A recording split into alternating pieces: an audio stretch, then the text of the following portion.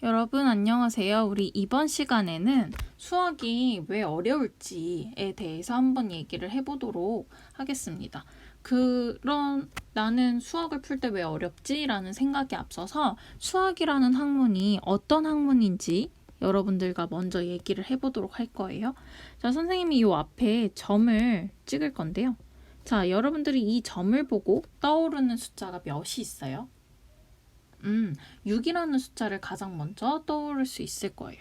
그렇다면 선생님이 점을 여기다가 찍어보도록 하겠습니다. 자, 이렇게 찍혀져 있는 점을 보고는 여러분들이 어떤 생각을 드세요? 어떤 숫자가? 2라는 숫자가 떠오르기도 하고 혹은 두 개씩 세 묶음 3이라는 숫자가 떠오르고 원래 기존에 있었던 6이라는 숫자도 떠오를 거예요. 자, 그렇게 다양하게 같은 점이지만 다른 숫자들이 떠오른다라는 것은 수학이라는 과목이 추상적인 과목이다. 추상화되어 있다라고 얘기할 수 있을 거예요. 여러분들이 처음에 1이라는 숫자를 배울 때 이 1이라는 숫자 자체가 너무 어렵게 받아들여졌고 그 이유는 머릿속에서 상상만으로 추상적으로 사고 안에서의 수들을 다루기 때문에 상징적인 의미의 숫자를 받아들인다는 게 매우 힘들었을 것 같아요. 그래서 그렇기 때문에 여러분들이 수학이라는 게 굉장히 어렵다라고 생각을 할 수 있을 것 같아요. 그렇기 때문에 과거에 한번 살펴보게 되면 과거의 수학은 귀족의 학문이다라고 얘기를 했을 정도로 귀족들이 다른 계층과 구분이 되는 방식으로 사용했던 과목이기도 해요. 그렇기 때문에 여러분들이 수학이 어렵다는 거는 굉장히 당연할 수도 있다. 나만 어려운 게 아니구나 라고 생각하시면 좋을 것 같아요. 왜냐면 이 과목 자체가 추상적이기도 하고 되게 굉장히 긴 역사 동안 많은 갈등과 수학자들의 사고 과정을 거쳐서 나온 학문이기도 하거든요. 그렇기 때문에 여러분들이 1 더하기 1이 2가 된다라는 거를 되게 단기간에 배웠지만 그 지식 자체는 몇백 년 동안 이루어졌던 과목이기도 합니다. 그 다음에 두 번째로는 여러분들이 수학이라는 교육 과정이 어떻게 이루어졌는가에 대해서 한번 생각해 볼 필요가 있을 것 같아요. 예를 들어서 여러분들과 함께 적분이라는 파트에 대해서만 얘기를 해보도록 하겠습니다. 예전에 나일강이 비만 오면 막 범람을 하게 됐어요. 그래서 어떤 민씨라는 학생과 나씨라는 학생이 있었습니다. 자, 근데 민씨의 땅은 요렇게 큰 땅이었고 나씨의 땅은 요렇게 작은 땅이었어요. 그러다가 비가 엄청 많이 온 거죠.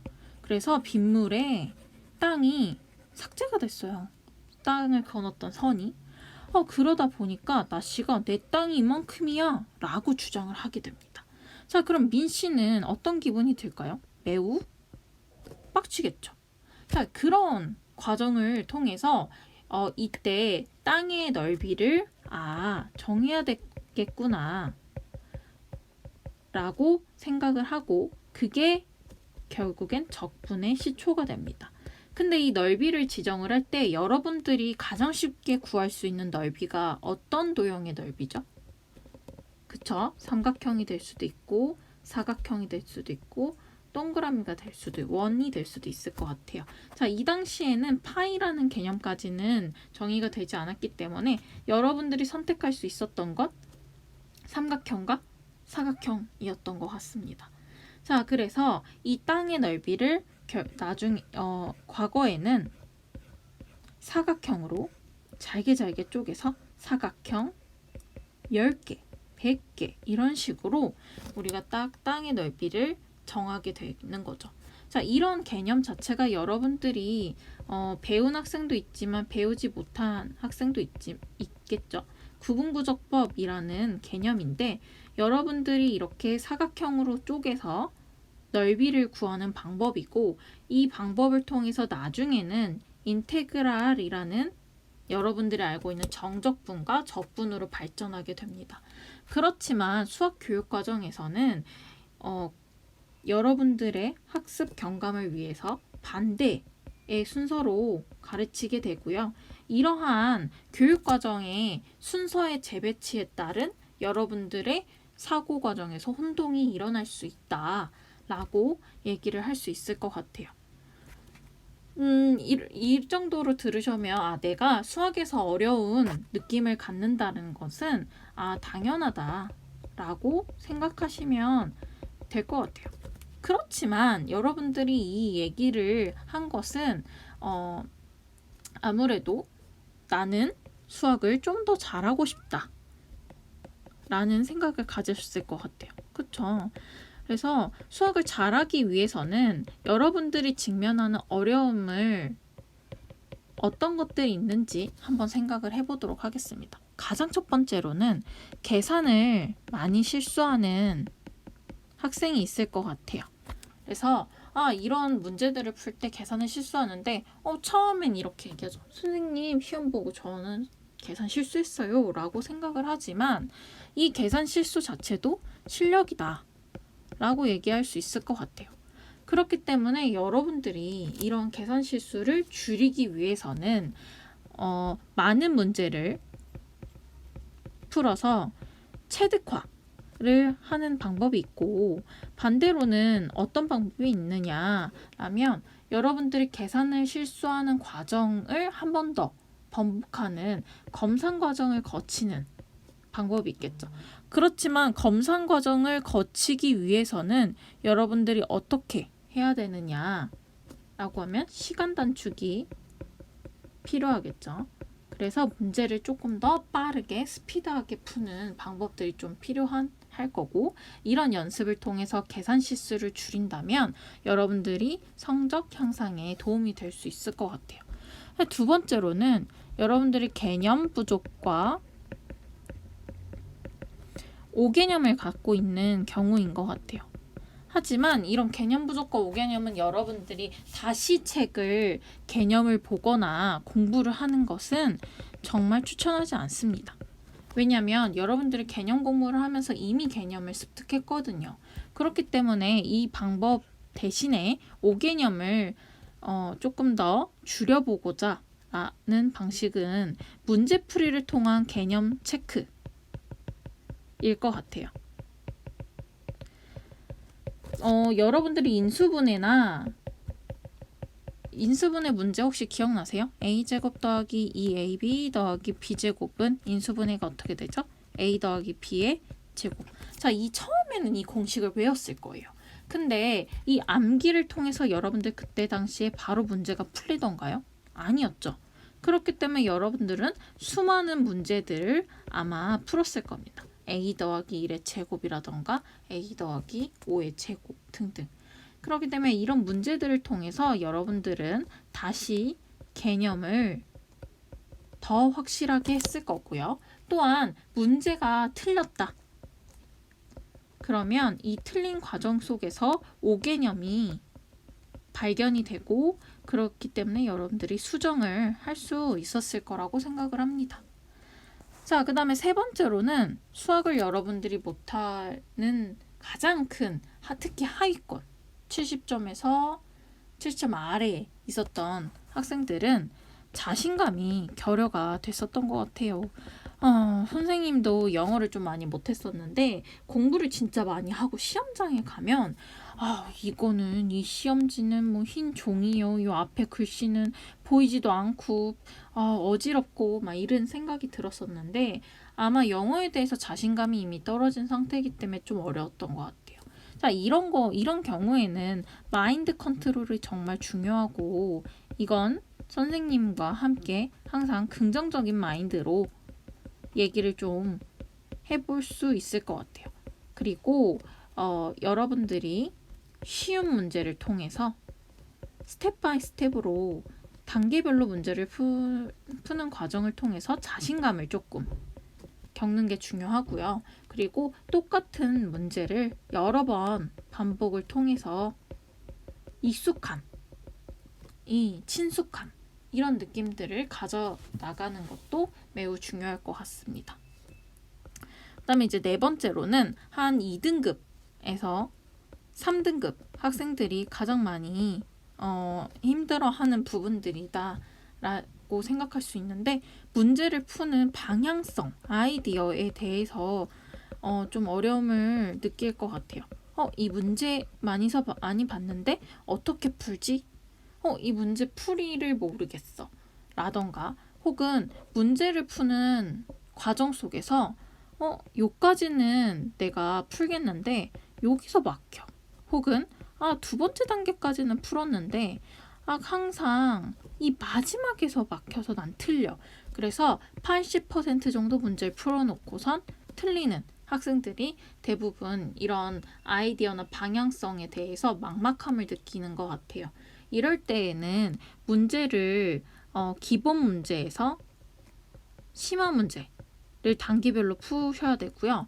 여러분들한테 좀 가장 추천해드리고 싶은 문제는, 문제를 풀 때 굉장히 오랜 시간을 들여도 되니까 한 문제, 내가 잘 안 풀리는 이 한 문제를 고민하는 과정 속에서 사고력을 좀 늘리는 방법들이 필요하다라고 생각을 할 수 있고, 나는 시험이 얼마 안 남았는데 이걸 언제 할 수 있지? 라고 하는 친구들은 바로 답지를 통해서 이 문제 푸는 풀이 과정에 대한 숙지를 필요할 것 같아요. 나는 생각해보세요. 나는 피타고라스가 아니야. 그래서 여러분들이 천재가 아닙니다.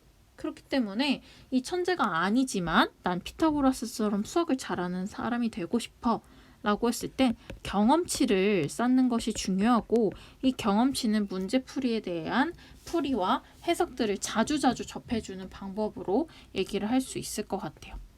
다섯 번째로는 여러분들 수학 문제, 특히 확률과 통계 같은 경우에 실생활과 조금 가장 밀접할 수 있는데요.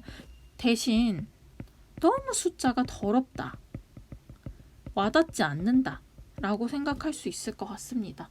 아무래도 수학이라는 것이 여러분들한테 시험으로 출제해야 되기 때문에 계산이 조금 더 어려울 수도 있고, 반대로 숫자가 실생활보다는 좀 더 단순화될 수 있는 경향이 있는 것 같아요.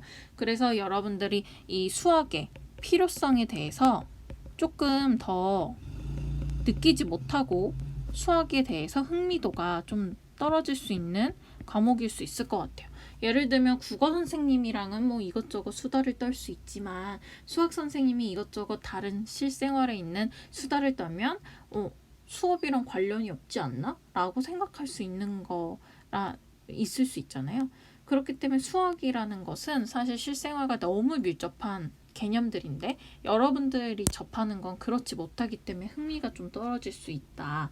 그래서 이럴 때에는 여러분들의 주변에서 수학이 어떤 게 사용이 되는지 직접 한번 영상으로 한번 찾아보고, 이런 데에서 수학이 사용되고 있구나 라는 것을 좀 알아두면 수학에 대한 흥미도도 높아지고, 더불어서 많이 자주 보다 보니 성적도 높아질 수 있을 것 같습니다.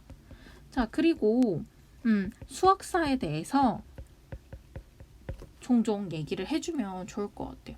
아까 선생님이랑 나일강 범람을 얘기했듯이 그 나일강 범람 속에서 여러분들이 배울 수 있는 기하가 왜 생겼는지, 내가 왜 이걸 배우고 있는지를 조금 안다면 여러분들이 수학적 흥미가 좀 더 생겨서 좋은 성적을 받을 수 있을 것 같다라고 생각을 합니다.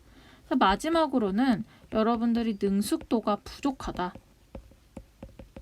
라고 생각할 수 있을 것 같아요. 상위권과 하위권 학생들의 차이를 보면, 물론 수학적인 감각도 필요하지만 문제를 많이 접해봤다, 그리고 하위권 학생들은 많이 접해보지 못했다로 갈리는 것 같아요. 그래서 여러분들이 이 문제를 봤을 때 이건 2단원이야, 이건 이렇게 풀어 라고 능숙적으로 할 수 있는 이유들은 아무래도 조금 더 잘 문제를 많이 보고 체득화했기 때문인데요. 그렇기 때문에 이러한 수학적인 문제를 조금 더 해결하는 방향으로 살펴본다면 많은 문제를 푸는 거겠죠. 그렇지만 많은 문제를 아무렇게 중구난방으로 풀면 좀 안 되니까 여러분들이 유형화로 된 구분된 문제를 통해서 이 문제는 이런 유형이구나를 배울 수 있는 시간을 가지면 좋을 것 같아요. 물론 여러분들이 수학을 공부할 때 수학이 굉장한 어려움이 있을 수 있지만 내가 수학을 잘하기 위해서 혹은 나는 수학을 좋아하는데 성적이 나오지 않는다 라고 생각을 한다면 여러분들이 처음 이런 걸 생각해 보시면 좋을 것 같아요. 초등학교 6학년 사촌동생이 질문을 하러 왔다고 생각해 보세요. 언니, 오빠, 나 이거 물어보고 싶은데? 라고 했을 때 여러분들 어려우셨나요? 어려울까요? 그렇지 않죠. 그 이유는 뭐라고 생각하세요? 여러분들이 과거에 초등학교 6학년 문제를 여러 번 풀어봤기 때문이에요. 마찬가지로 내가 고등학교 3학년이지만 만약에 고등학교 5학년이 있다면 5학년이 됐을 때 고등학교 3학년 수학 문제가 지금처럼 어려울까요? 그렇진 않겠죠. 그렇기 때문에 여러분들이 조금 나보다 난이도가 높은 문제도 접해보고 다양한 문제도 접해보고 그리고 수학은 한 번만 봐서 알 수 있는 과목이 아니라 한 여러분들이 3번 이상 정도 돌려본다면 조금 더 아는 폭이 넓어질 수 있을 거라고 생각해요. 그렇기 때문에 같은 얘기를 하고 있는 것 같아요. 수학이라는 건 자주 접하고 자주 보고 여러분들이 좀 익숙해질 수만 있다면 그 이후에는 아무래도 좋은 성적으로 나아갈 수 있고 수학이라는 과목에 대해서 좀 더 이해하는 계기가 될 수 있을 것 같습니다. 그래서 오늘은 이렇게 선생님과 함께 얘기를 해봤고 수학이 좀 어렵다면 선생님과 함께 많은 생각들을 같이 해보면 좋을 것 같습니다. 그러면 다음 시간에 만나요.